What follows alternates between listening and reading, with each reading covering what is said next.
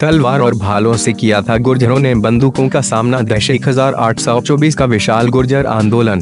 गुर्जर आंदोलन भारत जब गुलाम था तब देश के अलग अलग जगहों पर देश को स्वतंत्र कराने के लिए आंदोलनों का दौर चल रहा था। देश के इतिहास में बड़े बड़े आंदोलन हुए, लेकिन आज इतिहास की किताबों में वही आंदोलन दर्ज हैं जिनके अंदर बड़े नेता या देश का खास एक परिवार शामिल था।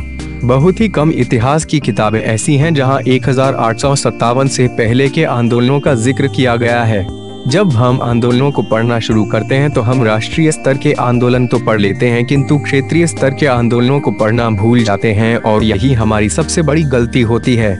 असल में अंग्रेजों की हुकूमत को राष्ट्रीय आंदोलनों ने नहीं बल्कि क्षेत्रीय आंदोलनों ने खोखला किया था। सन 1824 में देश के एक हिस्से में गुर्जर आंदोलन हुआ था और इस आंदोलन ने कुछ वैसा ही प्रभाव कायम किया था जैसा कि 1857 की क्रांति से उत्पन्न हुआ था। इन दोनों आंदोलनों में बस फर्क इतना था, एक आंदोलन देशव्यापी हो गया था और एक आंदोलन निश्चित क्षेत्र तक फैलकर थम गया था। गुर्जर आंदोलन का सच्चा इतिहास। सबसे पहले यह जानना बेहद जरूरी है कि अंग्रेजों के खिलाफ 1757 से ही अलग अलग जगहों पर विद्रोह चल रहे थे। भारतीय समाज ने शुरुआत से ही अंग्रेजों का विरोध किया था। सन 1824 में सहारनपुर, हरिद्वार और मेरठ में अंग्रेजों के खिलाफ जबरदस्त विद्रोह चल रहे थे। अंग्रेजों ने इन आंदोलनों को रोकने के लिए यहाँ छावनी तक बना रखी थी। सहारनपुर और हरिद्वार क्षेत्र में कुछ कस्बे ऐसे थे जहाँ गुर्जर वंश का साम्राज्य कायम था। हरिद्वार के पास आज जो रुड़की शहर है, वहाँ पहले लंढौरा नाम का एक कस्बा काफी मशहूर था और यहाँ तब 804 गांव थे। तब उस समय यहाँ लंढौरा, नागर, भाटी, जाटों की कुचैसर आदि जातियाँ राज कर रही थीं। अंग्रेज भली भांति जानते थे कि यह जातियाँ कभी भी हमारे लिए खतरा बन सकती हैं। यही कारण था कि अंग्रेज इन लोगों को किसी भी हालत में खत्म कर देना चाहते थे। यह बात कुछ उस समय की है जब अंग्रेजों को बर्मा के हाथों हार मिली थी और यहाँ के गुर्जरों को ऐसा लगने लगा था कि अब शायद इस बड़ी हार के कारण अंग्रेज डरे हुए हैं और यही समय है जब अंग्रेजों से देश को आजाद कराया जा सकता है।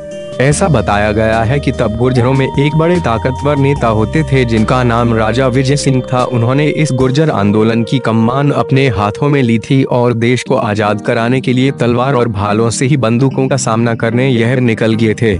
मात्र 5 महीनों में हिला दी थी अंग्रेजों की जड़ें। आप अगर गुर्जर इतिहास को पढ़ते हैं तो आपको सन 1824 का विशाल गुर्जर आंदोलन पढ़ने को जरूर मिल जाएगा।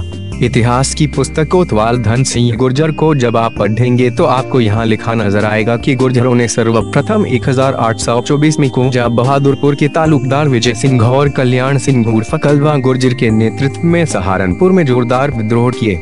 पश्चिमी उत्तर प्रदेश के गुर्जरों ने इस विद्रोह में प्रत्यक्ष रूप से भाग लिया, परंतु यह प्रयास सफल नहीं हो सका था। वैसे ऐसा भी बताया जाता है कि यह विद्रोह कुछ 5 महीने चला था, लेकिन इस समय में कई बार अंग्रेजों के खजाने को लूट लिया गया था। 3 अक्टूबर 1824 का दिन इन शहीद स्वतंत्रता सेनानियों के लिए एक बुरा दिन था। जो आंदोलन अब सहारनपुर और देहरादून तक फैलता जा रहा था, वे अचानक से किसी खबरी के कारण रुक जाता है। अंग्रेजों ने इस दिन भारी सेना के साथ राजा विजय सिंह जिस किले में छुपे हुए थे वहां हमला किया था। इन गुर्जरों ने शहीद होने से पहले तलवारों और भालों से ही अंग्रेजों का सामना किया था, किंतु एक समय बाद यह लोग संघर्ष करने में असफल हो गए थे। सन 1824 का यह गुर्जर आंदोलन बेशक उस समय असफल हो गया था, किंतु यह आग जो इन वीर गुर्जरों ने लगी थी, यह आग आगे चलकर 1857 की क्रांति में तब्दील भी हुई थी। आज भारतवर्ष को इन वीरों की कहानियों को नई पीढ़ी के सामने लाने की आवश्यकता है, ताकि इन कहानियों को पढ़कर यह साफ हो जाए कि भारत को आजादी मात्र कुछ लोगों के संघर्ष से नहीं मिली है और न ही यह आजादी किसी परिवार की बपौती है।